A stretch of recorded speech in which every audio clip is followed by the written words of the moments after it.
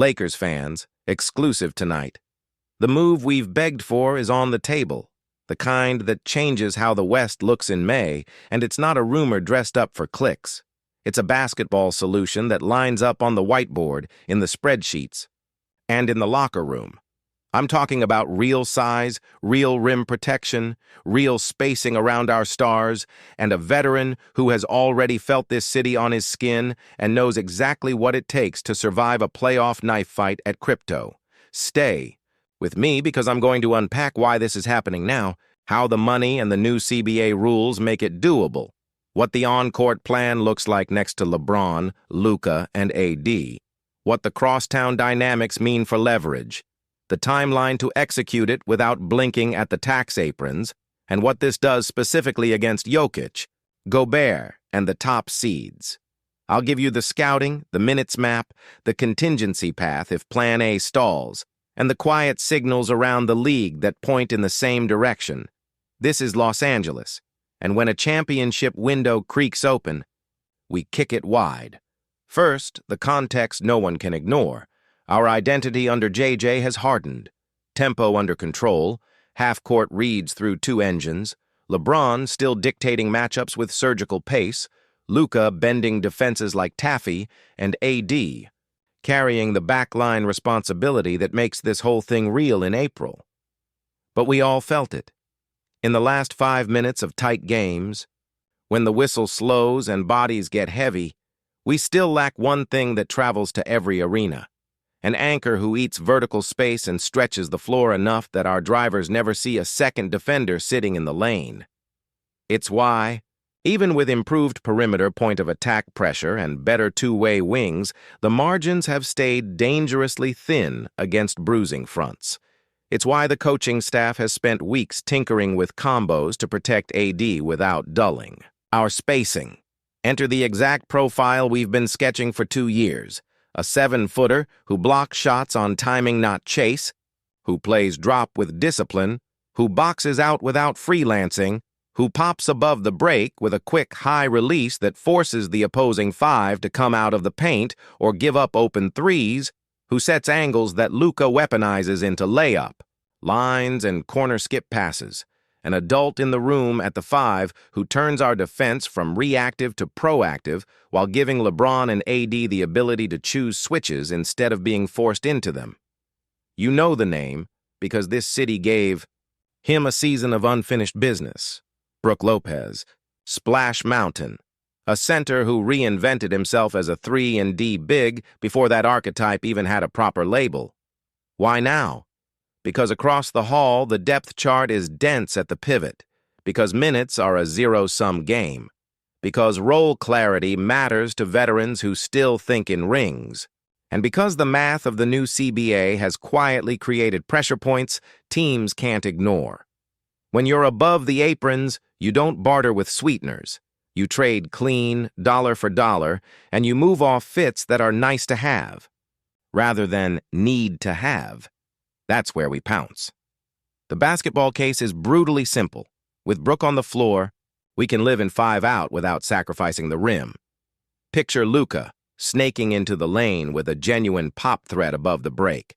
LeBron cutting from the slot instead of having to live as a spacer, AD floating to the dunker spot or roaming as the free safety on defense. The Luka-Brook two-man game is mean. Brook's screen angles are textbook. His flare screens erase weak side help, and his short roll decisions are quick enough that the ball doesn't stick. Run the same action with LeBron, and you invert the offense, forcing the opponent's 5 to defend in space against a driver, who still finishes through contact.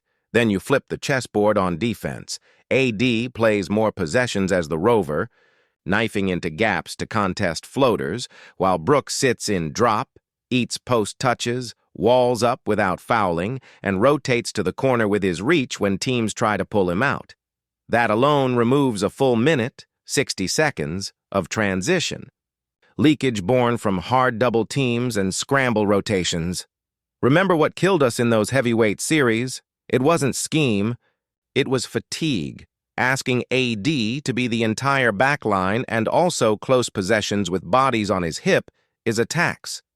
Brook's presence cuts that bill in half, and that's how you unlock efficient AD late in games on both ends.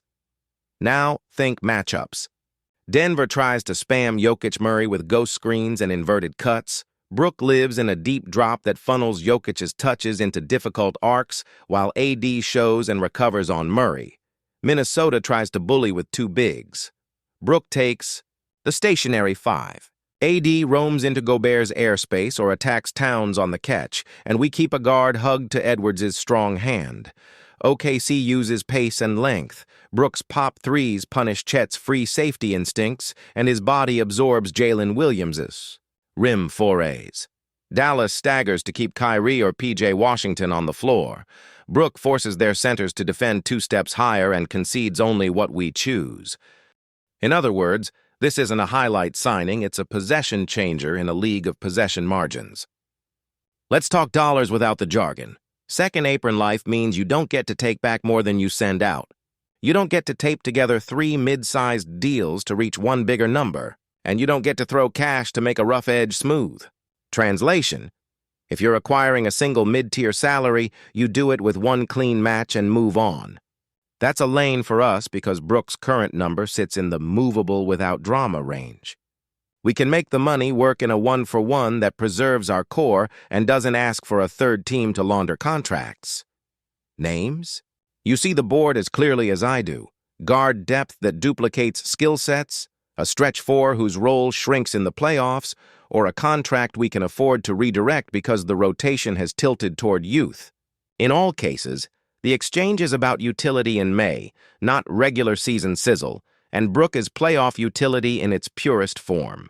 There's also a contingency path that's as Los Angeles as palm trees in January.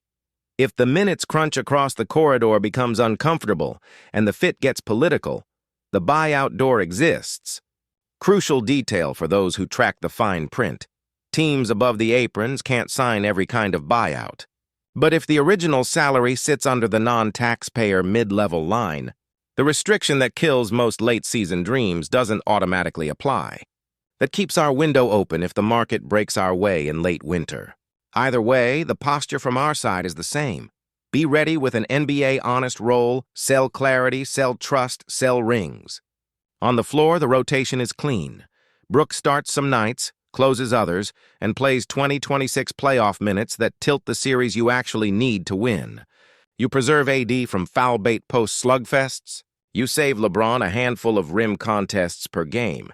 And you give Luka a partner who screens like an offensive lineman and then disappears to the arc with a footprint that drags the opposing 5 out of the paint.